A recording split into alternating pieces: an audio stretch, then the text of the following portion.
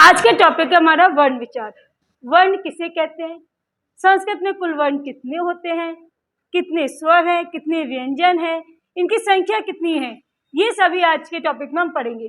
सबसे पहला हम स्टार्ट करेंगे कि वर्ण की डेफिनेशन क्या होती है, परिभाषा क्या है, किसे वर्ण किसे कहेंगे, संस्कृत में टोटल वर्ण कितने हैं, स्वर हैं या व्यंजन है और कितने भाग होते हैं, इसके बारे में हम पढ़ाई करेंगे। यहाँ आपका टॉपिक है याद का है वर्ण। वर्ण की डेफिनेशन क्या होगी कि वर्णमाला या लघुत्तमम इकाई वर्ण कथ्यते। वर्णमाला की सबसे छोटी इकाई को वर्ण कहते हैं। वर्णमाला या वर्णमाला की लघुत्तमम, लघुत्तमम मीन्स होता है छोटी इकाई, सबसे छोटी जो इकाई है ना उसे हम वर्ण कहेंगे। छोटी, जैसे आपने बोल दिया क, आपने यहाँ बोल दिया ए, ये क्या हो गया वर्ण। यानी वर्णमाला की वे सबसे छोटी इकाई जिसकी और अधिक टुकड़े नहीं किए जा सकते क्या कहलाएगी, वर्ण कहलाएगी। संस्कृत में टोटल वर्ण कितने होते हैं, तो संस्कृत में 48 वर्ण होते हैं, 48 वर्ण होते हैं। संस्कृत भाषा में टोटल 48 वर्ण होते हैं। वर्ण कितने प्रकार के हैं, तो संस्कृत भाषा मुख्यतः 3 प्रकार के, हमारे 3 भाग होते हैं वर्णों के।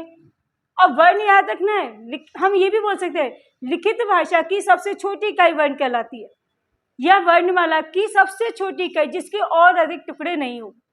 आपसे कहा जाए कि क्या के टुकड़े करो, हो सकते हैं, तो यहाँ क्या क्या हो गए वर्ण। वर्ण के 3 भाग हैं, कौन सा, स्वर, व्यंजन और अयोगवाह। अब बात आती है कि स्वर किसे कहते हैं।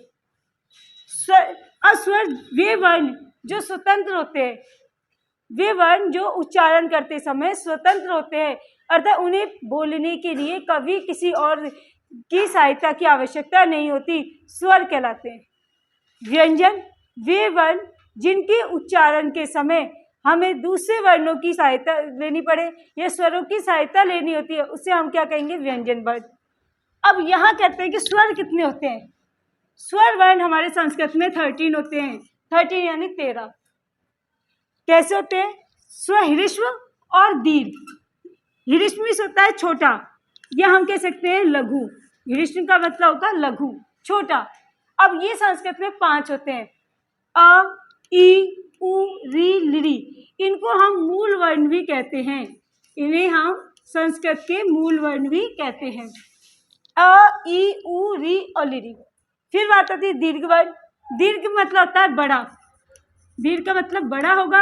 अब बड़ा है, ए का बड़ा आ, ई, उ, री, ए, आई, ओ, औ। ये जो री होता है, री का दीर्घ रूप बनता है बड़ा री, इसको 2 बार यहाँ नीचे से मोड़ा जाता है, लेकिन लिरी का दीर्घ नहीं माना जाता। तो ह्रीश्व वर्ण हमारे हुए 5, 1 2 3 4 5, और दीर्घ वर्ण होते हैं 8, 1 2 3 4 5 6 7 8। टोटल कितना हो गया हमारा 13। स्वर वर्ण कितने होंगे हमारे 13। अब हम पढ़ेंगे व्यंजन वर्ण।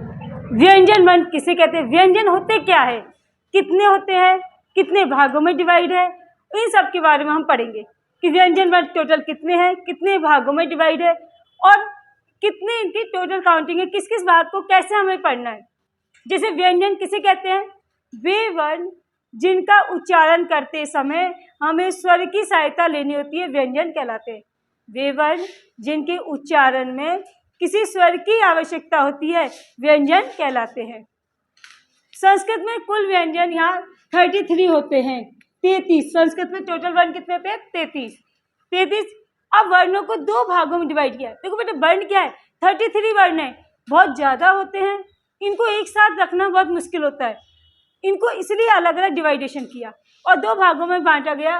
पहला हो गया वर्गीय व्यंजन जो वर्ग में रहते हैं, और दूसरा हो गया अवर्गीय जो ग्रुप में नहीं रहते। वर्गीय आने रहता है ग्रुप। अब वर्गीय व्यंजनों को हम स्पर्शी व्यंजन भी बोलते हैं। स्पर्शी व्यंजन क्यों बोलते हैं, कि जब हम इन वर्गीय व्यंजनों का उच्चारण करते हैं, इनको पढ़ते हैं, तो हमारी जिह्वा यानी जीभ मुंह के अलग अलग भागों को टच करती है, छूती है, इसी कारण हम इसको बोलते हैं स्पर्शी व्यंजन। अब इस देखिए वर्गीय व्यंजन में आपने बोला क वर्ग, क वर्ग में क्या आ गया, क, ख, ग, घ, गे। ये हर एक वर्ड में आपको हलंत लगाना कंपलसरी है। क्यों कंपलसरी है? क्योंकि ये जो क है, अगर आपने ये क लिख दिया, इसके टुकड़े हो सकते हैं। इस क में ए की साउंड है तो क धन अ हो जाएगा, तो इसको हम वर्ण नहीं कह सकते। वर्ण अगर हमें बोलना है या लिखना है तो लिखते समय हमें उसमें हलंत लगाना होगा या आधा वर्ण लिखना होगा। तो ये हो गया आपका क वर्ग। क वर्ग में इसके पांचों पूरा परिवार आ जाता है, यानी इसकी पूरी जो फैमिली है क वर्ग में पूरी आ गई, इसलिए हमने इसको बोल दिया क वर्ग। ऐसे ही आता है च, छ, जे, झे, ये, ट, ठ, ड, ढ, न, त, थ, द, ध, न, प, फ, व, भ, म। अब हमें इनको आपसे पूछा जाए कै वर्ग बोलिए, आपने पूरे पांचों बोल दिए। आपसे पूछा पै वर्ग बोलिए, आपने पूरा पै वर्ग बोल दिया। हमें पै फे व भ में ऐसे बोलने की बजाय केवल हम एक शब्द का यूज कर सकते हैं कि क्या बोल सकते हैं कि पै वर्ग बताइए, छ वर्ग बताइए। तो जब वर्ग की बात, ग्रुप की बात आती है, उसको हम बोलते हैं वर्गीय व्यंजन। और इसी का दूसरा नाम क्या है? स्पर्शी व्यंजन। स्पर्शी, जैसे मैंने बोला क, ख, ग, घ, न, तो हमारे जिह्वा ऊपर टच होगी। जैसे आपने बोला च, छ, ज, झ, न, तो उच्चारण करते समय हमारी जिह्वा तालु को टच कर रही है, यानी हम इनको कहीं भी पढ़ेंगे तो ये हमारी बॉडी के मुंह के किसी न किसी भाग को टच करते छूते हैं, इसलिए इसको बोला स्पर्शी व्यंजन। अब आता है, देखो ये हो गए हमारे 5 हैं, तो ये कितने हो गए 25। अब आता है अवर्गीय, जिनको हम ग्रुप में नहीं रख सकते, उसको बोलते हैं अवर्गीय व्यंजन। अवर्गीय, अब ये टोटल 8 है। अब इन 8 को हम एक साथ नहीं रख सकते, आपस में झगड़ा करते हैं, लड़ाई करते हैं, तो इनको क्या अलग अलग डिवाइड कर दिया। तो एक को बोल दिया अंतःस्थय।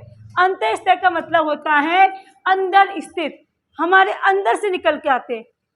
जैसे आपका य, व, र, ल, हम बोलेंगे य, व, र, ल, तो अंदर से क्या होगा? अंदर से खिंचाव होता है, इसलिए इनको बोलते हैं अंतःस्थय। दूसरा होता है ऊष्मान है, यानी ऊष्म, गर्म। ऊष्मान का मतलब क्या हो जाएगा? गर्म, जो गर्म है। श, स है, इनका उच्चारण करते समय हमारे मुंह से अंदर ऊष्मा निकलती है, थोड़ी सी गर्माहट निकलती है, इसलिए हमने इनको बोल दिया ऊष्म। अब आते 2 अयोग्य है। ये किसी के भी शामिल में नहीं हुए, यानी ये किसी भी ग्रुप में एडजस्ट नहीं हो सकते थे, इसलिए वर्णमाला में इनको अयोग्य कहा गया, किसी के भी योग्य नहीं हो। ये 2 होते हैं, कौन से हैं? अनुस्वार और विसर्ग। अनुस्वार का मतलब ये होता है आपका, आपने यहाँ जो बिंदी लगाते हैं, जैसे अनुस्वार में लिखा, अनुस्वार न लिखते हैं तो वो अनुस्वार हो गया। और विसर्ग, ये हमारा विसर्ग हो जाएगा। संस्कृत में हम किसी भी शब्द के पीछे अगर विसर्ग लगा देते हैं, लगभग वो शब्द संस्कृत का हो जाता है। विसर्ग की साउंड आधे है जैसी आती है। जब भी आपको विसर्ग का उच्चारण करना है, हमारी साउंड होगी आधे है की। तो हमें ध्यान रखना है कि संस्कृत में कुल वर्ण 48 यानी 48 होते हैं, हमारे 13 स्वर और 23 यानी 33 हमारे व्यंजन होते हैं और 2 अयोग्य होते हैं।